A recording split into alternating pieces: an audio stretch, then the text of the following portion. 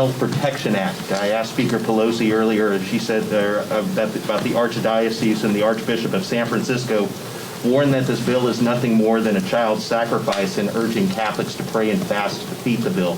What's your reaction to this pro-life and pro-abortion agenda? What the Democrats are bringing before us, it's really a radical bill. It goes beyond Roe v. Wade. It allows abortion on demand up until birth. It shows how far left Democrats have become. 219 Democrats, I believe, have co-sponsored that, to have abortion up until birth. Regardless of how you feel about the situation, that is not the place I believe Americans are at. But they're going to spend their time pushing that onto the floor, putting American economic in doubt when they should be dealing with the economics of what they have before them.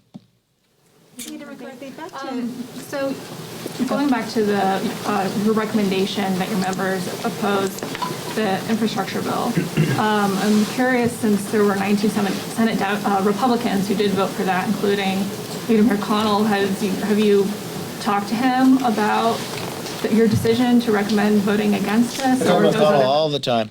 People have difference of opinion, but the one thing I think everybody now sees is what the bill passed in the Senate is a different situation now that it came to the House. Every single Democrat you can ask from Pelosi on down that it's one bill. So you're not voting for a $1.5 trillion infrastructure bill, you're voting for a $5 trillion bill. That they will hold it unless it goes forward. They have their internal firing squad right now upset with each other because one side won't vote for it unless they get reconciliation. So whatever agreement they come upon is not about the infrastructure bill. It's about whether they can spend $5 trillion. That's different than what they saw in the Senate.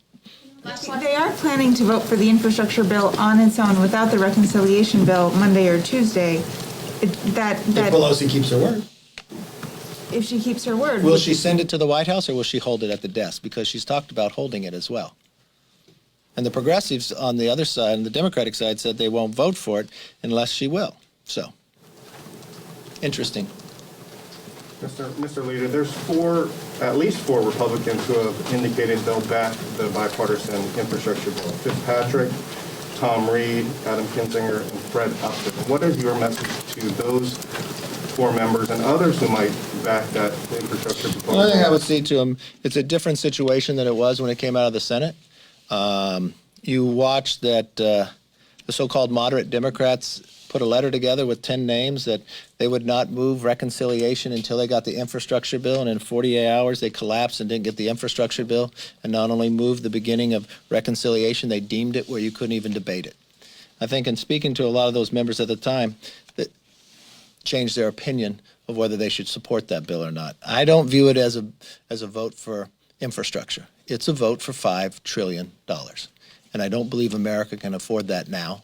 And I don't believe it's the best when we have inflation, we have a border that's out of control, we have Americans held hostage in Afghanistan, and we have a White House ignoring every crisis before them, but only trying to create a new one. Thank you all. Have a good day.